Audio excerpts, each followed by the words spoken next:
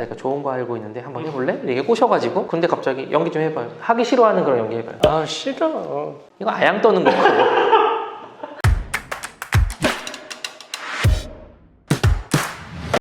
안녕하세요, 로이어 프렌즈입니다. 요즘 보면은 정말 이제 마약 범죄가 많이 늘어나는 편이에요. 저희한테 문의도 많이 오고 사회면을 봐도 누가 뭐 어디서 뭐 마약을 해 어떤 걸 했다더라 이런 거 정말 많이 오죠. 그래서 저희한테 마약 관련해서 문의를 해주신 분들이 많아가지고 이제 오늘 영상을 찍게 됐는데, 문의가 오는 것들 중에 뭐 어떤 거는 정말 억울하게 하는 연락이 오는 경우도 있어요. 예를 들어서 이제 뭐 마약 혐의로 잡힌 사람 옆에 있었다는 이유만으로 너도 마약했지 해가지고 조사받게 되는 사람도 있고, 그렇게 조사를 받게 됐는데 실제로 이제 마약 검사를 했는데 양성이 떠버린 거예요. 안 했는데? 네, 안 했는데. 뭐요? 아 공기. 그래서 요거에 대해서는 저희가 이제 뭐 따로 나중에 말씀을 드릴 거고, 사실 뭐 연락 주시는 분들 중에 한 절반 혹은 그거보다 약간 넘는 정도는 실제로는 이제 인정될 수밖에 없는 그런 빼도 박도 못하는 증거가 있는 경우가 상당히 있단 말이에요. 예를 들어서 이제 뭐 마약을 구매하는 텔레그램 이런 게 털렸다든지, 아니면은 나한테 마약을 팔았다는 사람이 진술을 받았다든지, 그래서 잡혀갔는데 어느 날 갑자기 긴급 체포돼가지고 머리카락 뽑고 소변 받아서 해보니까 양성 나왔어요. 그럼 이제 빼박으로 인정할 수밖에 없단 말이에요. 이런 상태에서 나는 안 했어요, 아니면 나는 이제 자고 있는데 누가 내 팔뚝에다가 몰래 주사를 놨나 봐요, 뭐 이런 얘기 하면은 당연히 괘씸죄가 붙겠죠. 형량은 올라가지.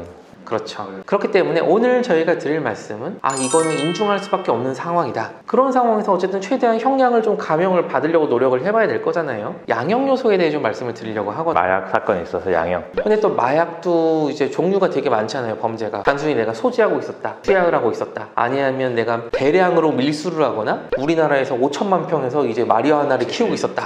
보통 그렇게 많이 하는데, 이제 키로수 이렇게 따졌을 때 동시에 몇 명이 할 수 있는지 그거를 많이 따지더라고요. 우리나라 인구가 뭐 10만 년 동안 할 정도의 양이다. 야, 그럼 무기징역 아니야? 마약원, 마약원. 그래서 근데 뭐 다양하기 때문에 이제 그거를 다 말씀드리기는 오늘은 시간이 부족할 거고, 오늘은 가장 많은 유형, 가장 많은 거는 일단 구입해가지고 투약했다. 요게 제일 많겠죠. 해가지고 오늘은 투약이나 단순 소지에 있어서 어떤 면이 있으면은 형이 좀 이렇게 내려가고 어떤 측면이 있으면은 올라가는지에 대해 말씀을 드리려고 해요. 일단은 이 양형인자에는 특별 양형인자랑 일반 양형인자라는 게 있어요. 일반 양형인자로 보면은 먼저 감경되는 요소, 행위, 소극적인 가담, 어떤 게 있을까요? 조금씩 움직이는 거죠. 소극적으로. 그러니까 이제 수동적이라는 거죠, 이게. 그러니까 예를 들어서 우리 셋이 같이 마약을 했다고 해볼게요. 뽕을 한 방씩 맞았어요, 우리가 이렇게. 근데 두 사람은 뽕을 맞은 적도 없어. 근데 저는 이제 심각한 뽕쟁이에요. 그 과거 이제 마약 투약 경력이 전과가 뭐 한 30번 정도 있는 사람이에요. 얼마 전에 출소했는데 다시 한번 또다시 하고 싶어. 근데 혼자 하니까 심심해. 그래가지고 가담시키는 거구나. 내가 좋은 거 알고 있는데 한번 해볼래? 이게 꼬셔가지고 근데 갑자기 연기 좀 해봐요. 하기 싫어하는 그런 연기 해봐요. 아 싫어. 이거 아양 떠는 거고. 그거 말고 하기 싫다는 걸 억지로 꼬셔가지고 이제 제가 이렇게 했다. 그럼 저는 이제 굉장히 적극적으로 범행을 저지른 거고, 나머지 두 명은 저에 비하면 상대적으로 소극적이겠죠. 뭐 이러면 당연히 저는 전과도 있기도 하지만 당연히 제가 주도했으니까 제가 더 이제 뭐 죄질이 안 좋다고 볼 수 있겠죠. 그러면 이제 행위를 할 때 가중되는 요소는 학교나 아니면은 이제 뭐 특별한 보호가 필요한 장소에서 범행을 저지르는 경우. 이거는 그럴 수가 있구나. 하려면 몰래 숨어서 해야 돼요. 대놓고 이제 뭐 초등학교 주변 아니면 대학교 주변 이런 데서 한다든지 하면은 이제 더 문제가 되니까 이런 건 피하시고. 그리고 또 깎이는 게 이제 행위자가 누구냐에 따라서 달라요. 일단 심신이 미약한 사람. 심신미약은 일단 제너럴한 그런 뭐 감형 요소죠. 좀 정신병력이 있거나. 그리고 내가 이제 마약을 한 건 맞아. 근데 나는 앞으로 깊게 반성을 하고 앞으로 이제 마약 중독자에서 벗어나기 위해서 치료를 받을 의지가 있습니다. 이런 거를 얘기한다든지. 그리고 전과가 없으면 당연히 좋겠죠. 그리고 수사에 협조를 잘해줘야 돼. 마약 사건은 이게 제일 중요한 것 같아. 맞아요. 나한테 마약을 누가 팔았느냐, 아니면 나랑 같이 한 마약 그 공범을 누구를 지목하느냐, 이런 거에 따라서 정말 많이 바뀌는 것 같아.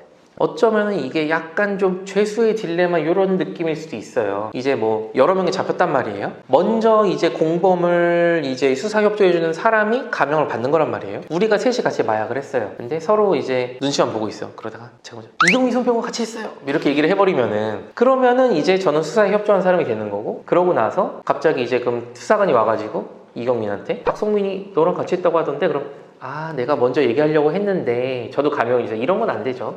그렇죠. 그래서 하려면은 차라리 좀 빠르게 수사 협조를 하는 게 낫죠. 실질적으로 근데 보통 마약 사건 진행하다 보면 감추려고 해도 다른 사람이 다 불어요. 그냥 먼저 지르는 게 맞아요. 예. 기록 보면 다 부러져 있어. 가중된 요소는 뭐가 있냐? 당연히 동종전과 있으면 안 좋겠죠. 그리고 이종 누범. 다른 이게 마약 범죄가 아니라고 하더라도 다른 범죄를 지었는데 아직 누범 기간이다. 그럼 당연히 이제 뭐 안 좋게 처벌을 해야겠죠. 그리고 특별량형인자를 보면은 깎아주는 게 범행을 가담하거나 아니면 범행 동기에 있어서 참작할 만한 사유가 있는 경우. 이게 뭐냐면은 타인의 강압이나 위협에 의해서 가담한 경우. 마지못해서. 병구는 끝까지 그 마약을 안 한다고 했어요. 근데 목에 칼을 들면서 너 죽을래 마약할래? 하면 당연히 마약할래를 고르겠죠. 그리고 단순히 그냥 공모만 있을 뿐이지 주도하지 아니하고, 그리고 실행행위를 분담하지도 않은 경우. 이제 내가 같이 하자 이렇게 꼬셔놓고 마약도 내가 사고 불러가지고 이렇게 뭐 주사도 놔주고 뭐 이러면 별로 한 게 없죠. 그리고 호기심에 의한 일회성인 경우. 이런 케이스가 생각보다 근데 많어. 사실 뭐 마약을 하면 안 된다는 것도 알고 있는데 마약에 중독된다는 것도 알고 있고 마약을 하면 기분이 좋대 궁금한 사람 되게 많겠죠. 사실 저도 이제 궁금은 엄청 많이 해요. 근데 이제 법적으로 안 된다는 거 아니까 이제 참고 있는 거지. 그래서 근데 호기심을 이제 어느 순간 이제 임계점을 넘어가가지고 우발적으로 하는 사람도 있을 테니까 뭐 물론 잘못한 건 맞긴 하지만 그 사람을 크게 비난하기는 쉽지는 않겠죠. 보통 초범인 경우에. 그쵸. 이게 초범인 것도 일회성이면 당연히 초범도 해당되겠죠. 그리고 참작할 만한 사유가 있는 거였으니까 반대로 비난할 만한 사유도 있겠죠. 이러면 이제 형이 가중되는 건데, 비난하는 거는 타인이 형사처벌을 받게 할 목적으로 마약류를 교부하거나 몰래 음식물에 타서 먹인 경우.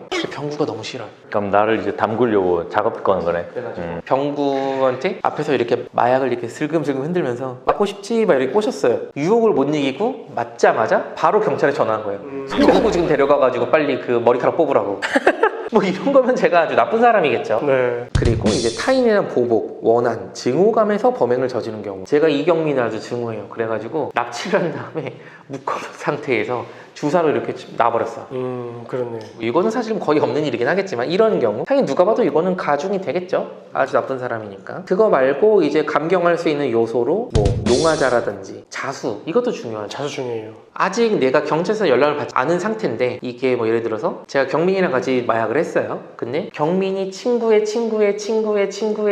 사돈팔촌에 이제 뭐 고모의 아들이 걸렸대. 그럼 이제 타고 이제 넘어오고 있을 거잖아, 나한테. 빠르게 자수하는 것도 괜찮은 방법이죠. 실제 이렇게 많이 해요. 저희도 많이 했었어요. 그래서 일단 뭐 얘기를 들어보고 요게 이제 조만간 수사망이 좁혀올 것 같다라고 하면은 이제 빠르게 선택을 해야죠. 그리고 자수 같은 경우에는 수사기관에서 1년에 한 번씩 기간 정해가지고 특별 자수기간 이런 거 정하잖아요. 그때 하면 실질적으로 선처 많이 됩니다. 그쵸. 지금 뭐 자수나 아니면 뭐 수사기관의 협조, 이게 중요한 이유가 마약 사건의 특성상 이제 음지에서 행해지는 경우가 많이 있거든요.